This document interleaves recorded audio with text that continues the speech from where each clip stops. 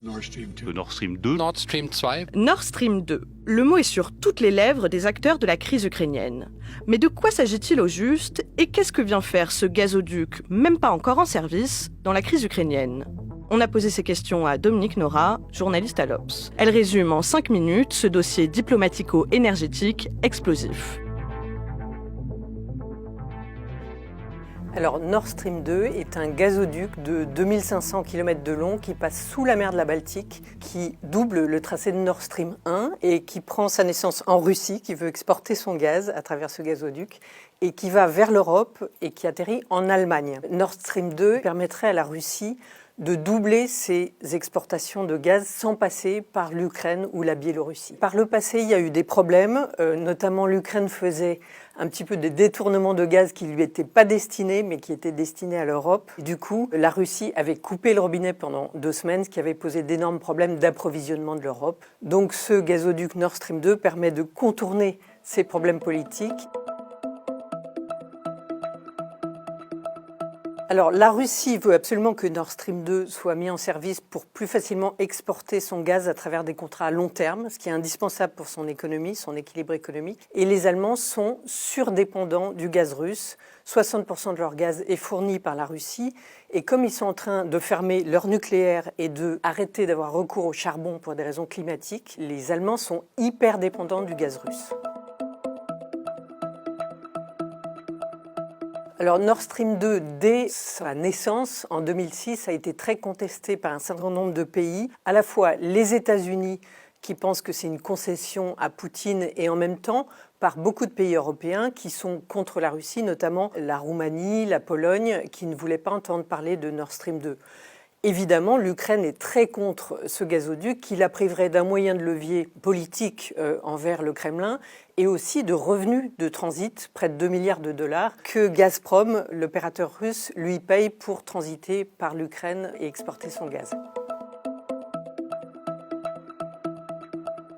Au départ, l'idée d'utiliser Nord Stream 2 comme une sanction possible, c'est-à-dire de ne pas le mettre en service. Il faut savoir que Nord Stream 2, les travaux sont achevés, mais il n'a pas encore été mis en service.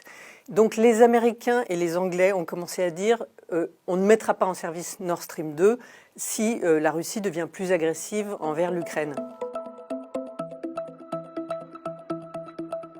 La menace de ne pas mettre en œuvre Nord Stream 2 est compliquée à appliquer parce que c'est un sujet qui divise les États européens qui n'ont pas les mêmes intérêts énergétiques. Donc ça handicaperait énormément l'Allemagne, ça pourrait vraiment mettre son économie par terre si elle manquait de gaz. Mais il faut savoir que les Allemands qui étaient très très favorables à Nord Stream 2 sont aujourd'hui divisés entre les Verts, qui ne veulent pas entendre parler de Nord Stream 2 parce que c'est du gaz, mais aussi parce qu'ils veulent être plus durs envers la Russie, et le chancelier Olaf Scholz, qui est très très favorable à Nord Stream 2. La France, dans cette affaire, est un petit peu ambivalente, parce qu'elle a autorisé Nord Stream 2 au départ, mais maintenant, elle considère que ça pourrait être un outil de sanction anti-russe, ce que les Allemands ne sont pas encore tout à fait engagés à faire. Et c'est aussi un facteur de division entre l'Europe et les États-Unis. Les Américains poussent pour que Nord Stream 2 ne voit pas le jour, parce qu'ils ont un intérêt économique caché, enfin pas très bien caché, qu'ils sont devenus un énorme exportateur de gaz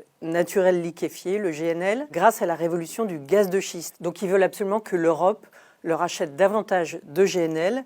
Et donc, si on a moins de gaz russe, on prendra plus de gaz américain.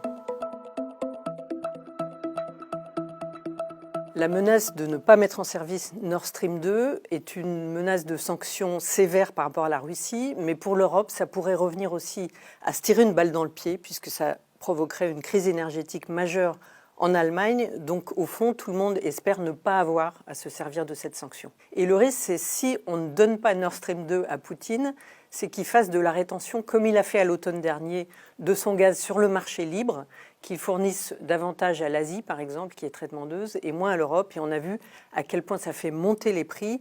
Et donc, ça nourrit l'inflation, y compris en France, où on est moins dépendant du gaz russe. Mais nos prix de l'électricité sont calés en fait sur le marché libre où le prix du gaz explose et ça nourrit l'inflation. On a vu les problèmes que ça peut poser socialement en France.